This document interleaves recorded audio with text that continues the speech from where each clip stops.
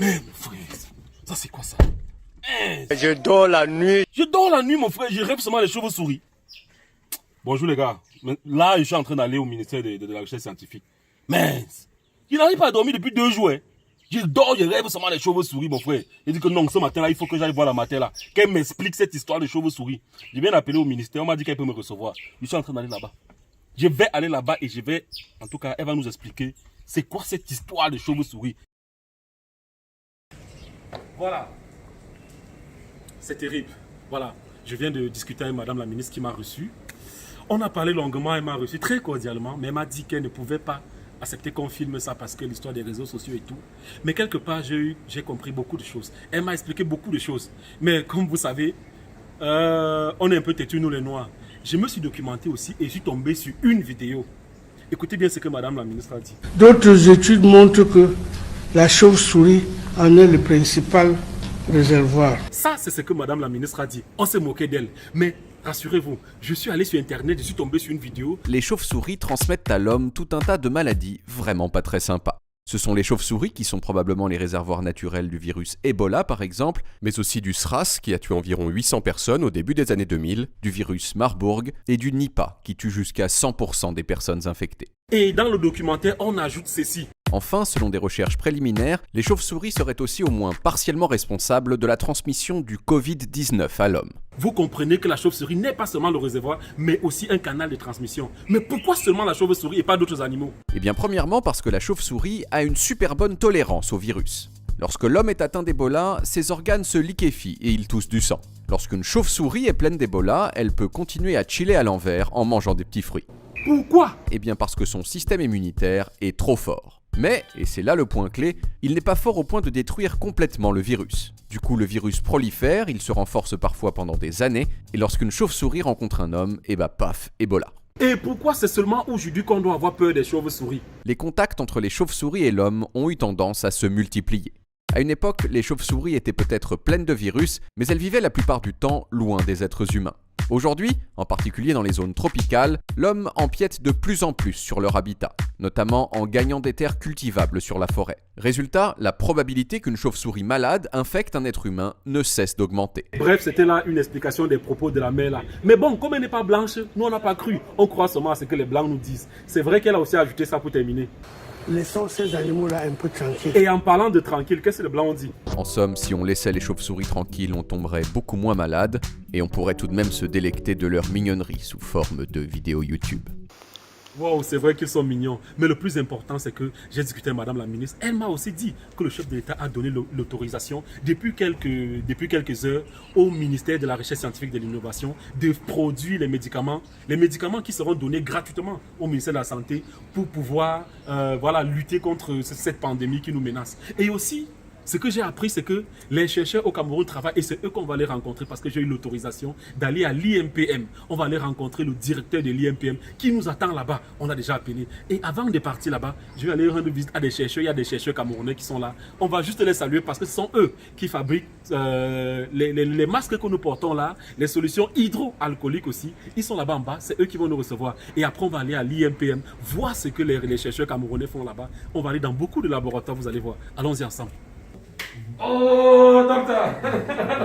Voilà, ici, voilà, je vais un peu baisser ça. Distance d'abord, 1 mètre. Voilà, ici, c'est on appelle ça comment, un banc d'essai, je sais pas comment ça s'appelle. Oui, c'est un atelier de démonstration. De démonstration. Voilà, nous sommes dans un centre qui s'appelle CNDT. CNDT, c'est quoi? Comité national de maths de technologie. Développement des technologies. Des technologies. Qu'est-ce qu'on fait ici dans cet atelier? Parce qu'il faut préciser que les technologies dont vous parlez, ça peut être des drones comme j'ai vu à côté là, c'est beaucoup de choses. Ici, qu'est-ce qui se fait exactement? Ici, c'est un atelier de démonstration des techniques de production de masse de tous les gels et solutions hydroalcooliques nécessaires pour combattre le Covid-19.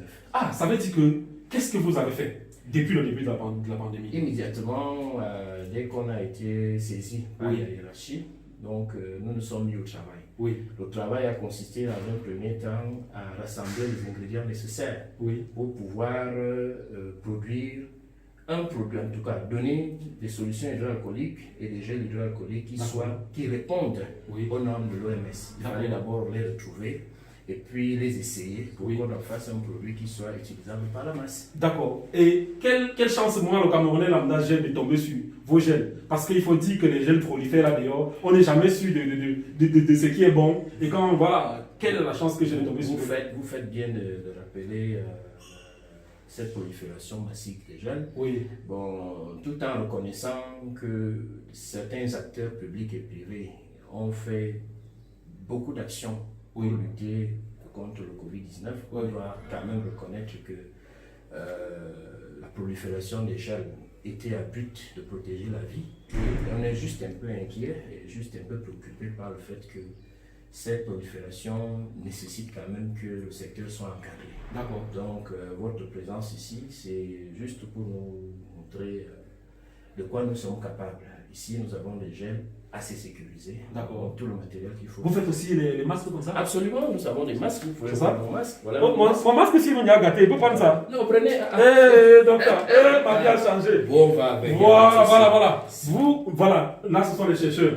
Vraiment, j'ai envie de vous dire merci pour tout ce que vous faites. Parce que voilà, c'est une pandémie que nous devons gérer tous ensemble. Et merci beaucoup, le Cameroun vous remercie. Tout comme on remercie le corps médical, on vous remercie. Vraiment beaucoup de courage. J'ai eu mon masque. Docteur, merci beaucoup pour ces gels hydroélectriques, comme les Gabonais ont dit. Voilà. Donc voilà, on a été ici au CNDT, c'est ici. Ils ont un laboratoire de l'autre côté où ils produisent ça en grosse quantité pour beaucoup d'institutions et peut-être même pour les privés aussi. Donc là, nous sommes en train maintenant d'aller à l'INPM. Voilà, c'est pas tout ce que ça signifie. C'est là-bas qu'on va retrouver le professeur Essamé.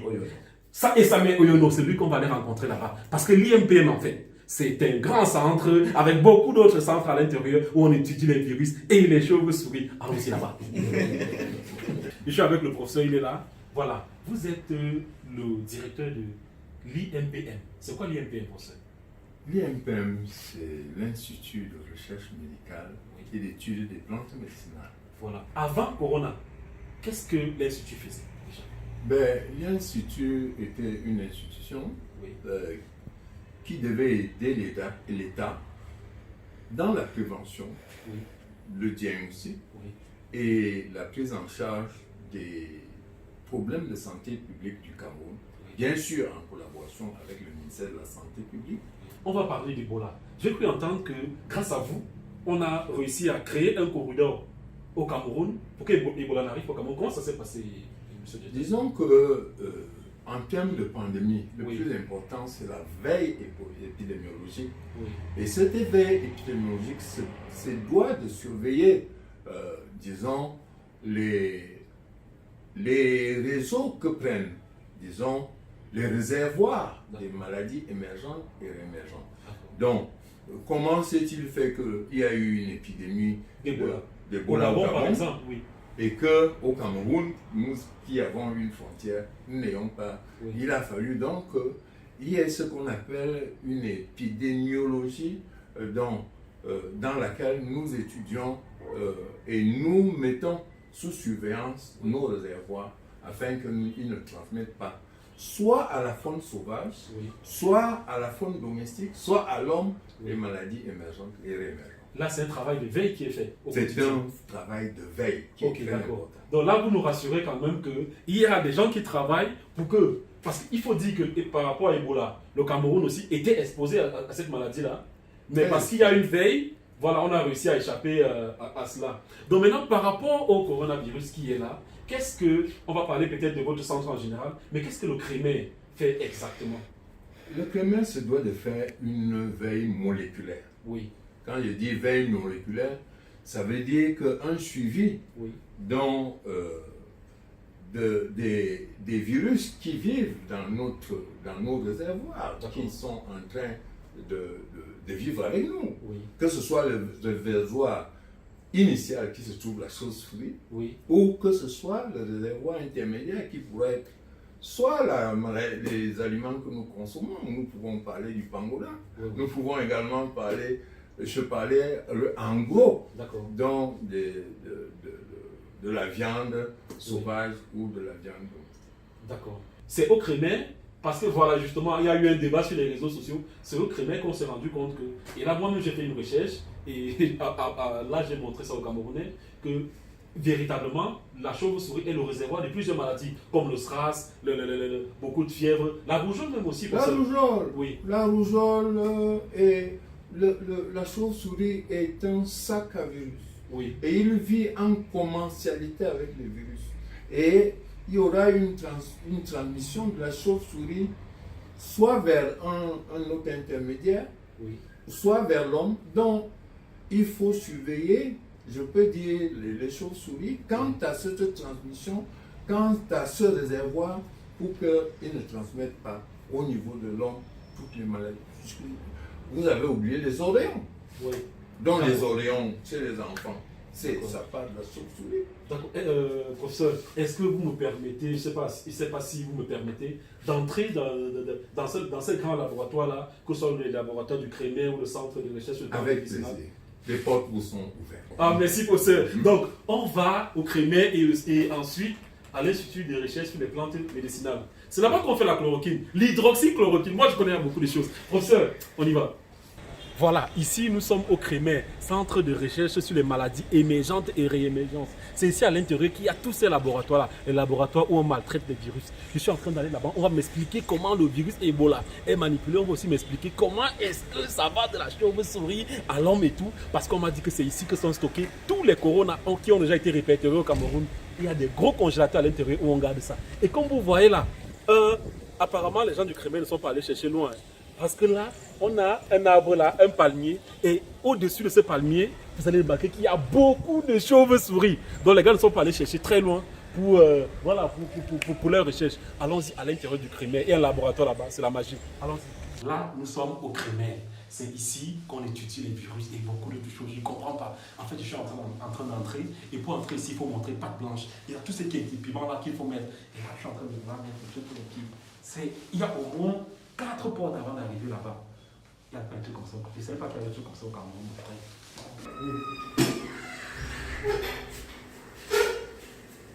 Voilà.